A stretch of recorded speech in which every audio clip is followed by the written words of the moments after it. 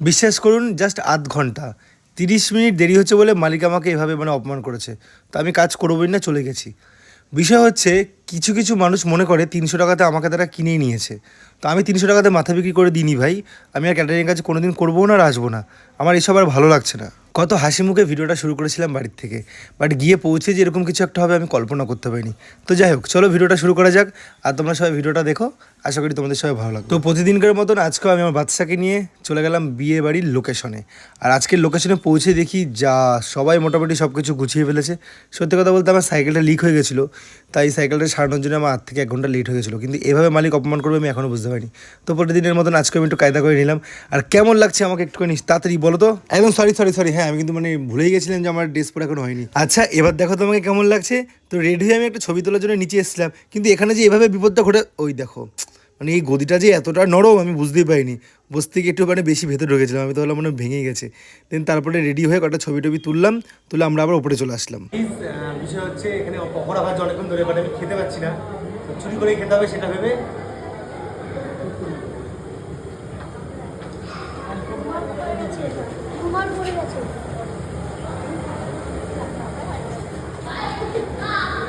তারপর পকোড়াগুলো নিয়ে এসে প্রত্যেকটা বন্ধুর হাতে দিলাম। আর এদের তো মুখ চলে যাচ্ছে। আপনারা প্রতিদিন আমাকে খেতে দেখেন, দেখুন আজকে ওরাও খাচ্ছে। আমি অনেকগুলো খেয়েছি, প্রায় আমার শেষ হয়ে গেছে। তারপর ওদের কাছ থেকে আবার ভাগ বসলাম, কিন্তু এইভাবে আমাকে ছুড়ে দেবে আর সেটা মাটিতে পড়ে যাবে। আর আমাকে বলছিল হয়তো কুড়িয়ে খাও। আমি কি কুড়িয়ে খাওয়ার লোক বলুন তো? কিন্তু তারপরে আমি কুড়িয়ে খেয়ে নিলাম, কারণ খাবার জিনিসকে একদম অপমান করা ঠিক নয়। তারপর আবার খেতে নিতে পারি না, তাই টুক করে তুলে নিয়ে খেয়ে নিলাম। আর এটা হচ্ছে আজকের আমাদের বিয়েবাড়ির ভিউ।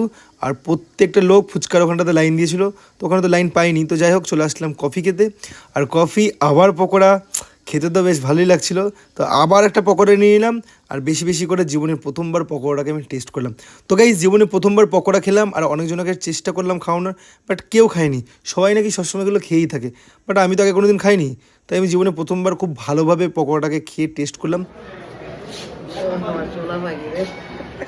রিলেশনে কেউ হয় না, বয়স সূত্রে এরা আমাদের মাসি বা ঠাকুমার মতন, কিন্তু আপনাদের চোখে এরা হচ্ছে লেবার যারা পাতা পরিষ্কার করে। বাট দেখেছেন আমার কতটা ভালোবাসে, সত্যি বলছি দারুণ।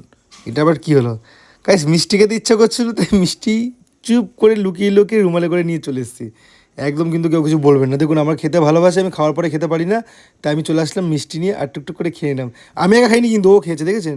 তো সবাই মিলে মিষ্টি খেয়ে আবার চলে আসলাম কাজের ওখানে। আজকে কাজে এসে খুব কষ্ট হয়েছিল, কারণ জায়গাটা খুব ছোটো ছিল আর মানুষ অনেক বেশি ছিল। তো কষ্ট তো আমাদের করতে হবে, তাই কষ্ট করে সবাইকে খাইয়ে দিলাম। এই দেখো কি করছে। আমরা কেউ আইসক্রিম খাইনি, কিন্তু এই ছেলেটা আইসক্রিম নিয়েছে। বাড়িতে খেতে না দিলে কি করবো ভাই? তাই বলে কি তুই একা একা খাবি এরকম হবে? এখানে আরো তো ছেলেবেলা আছে আমাদের।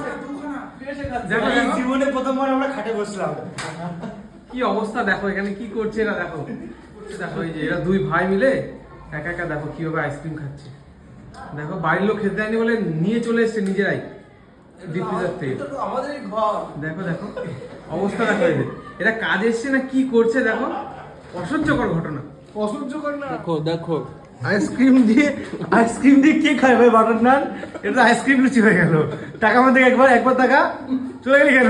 আজকে কাজে গিয়ে একদম মন ছিল না কাজ করা, তাও কাজ করেছি। আবার ভিডিও করি, সেই ভিডিওগুলো ঠিকঠাকভাবে করিনি, তো সবই আজকে গন্ডগোল হয়ে গেছে। দেন তারপরে প্রত্যেকটা ভাইয়ের সঙ্গে দেখা হয়েছিল। ভাইগুলোর বাড়ি হচ্ছে শিলিগুড়ি। আমার ভিডিও ওরা দেখেছে, তো সেইভাবে আমার সঙ্গে পরিচয়। আর ওদের সঙ্গে আবার ভালোভাবে বিয়ে বাড়িতে এসে পরিচয়, সত্যি আমার খুব ভালো লাগলো। তারপরে আমরা চলে আসলাম খেতে। তো দেখুন এখানে সবাই কত সুন্দর টুকটুক করে খাচ্ছে। আর সবথেকে বড় কথা হচ্ছে এখন বাজে রাত্রি 2টো। আমার তো মনে হয় এত রাতে না খাওয়াই ভালো, কিন্তু না, আমরা তো ক্যাটারিংয়ের ছেলে, আমরা তো খাবোই। আর জীবনে প্রথমবার যেহেতু আমি খাবারগুলো খাই, তো আমাকে তো খেতেই হবে। তারপরে আবার ক্যাটারিং এসে খাবো না, তাই করে হয়? এগুলো আপনাদের কথা। তো যাই হোক, আমি কী খাই না খাই, কতটুকুনি খাই, সবটা আপনাদের সামনেই ভিডিওতে দেখাচ্ছি। আপনারা দেখে বিচার করে নেবেন যে ক্যাটারিংয়ের ছেলে মা 2টো মাছ। এই জায়গাটাতে কিন্তু আমি ফলস খেয়ে গেলাম, 2টো মাছ খাচ্ছে ক্যাটারিংয়ে গিয়ে। বাড়িতে তো ঠিক করে মাছও খায় না। তো গাইস হ্যাঁ, আমরা মাছ খাচ্ছি 2টো, তা আবার লেজা, কারণ লেজার আপনারা খান না, তাই আমরা লেজা খাচ্ছি। একটা কথা আমার না বললেই লয়, বিয়ে বাড়িতে যদি 500টা লোক আসে, 500টা লোকে বলে পেটির মাছ দাও, পেটির পিস দাও, নাহলে খাবোই না, পেটির পিস দাও। আচ্ছা ভাই, একটা মাছে কটা পেটি থাকে? মাংস গেলে লেগ পিস দাও। একটা মুরগি কটা লেগ থাকে? এই ব্যাপারগুলো আমার খুব হাস্যকর লাগে। 3তলা থেকে প্রত্যেকটা জিনিস দায়িত্ব করে নিচে নামালাম এবং সবাইকে টাটা জানিয়ে আমি যাচ্ছি বাড়ির উদ্দেশ্যে। আর এখন বাজে সময় 3টে, আমার বাড়িতে যেতে লাগবে আধ ঘন্টা।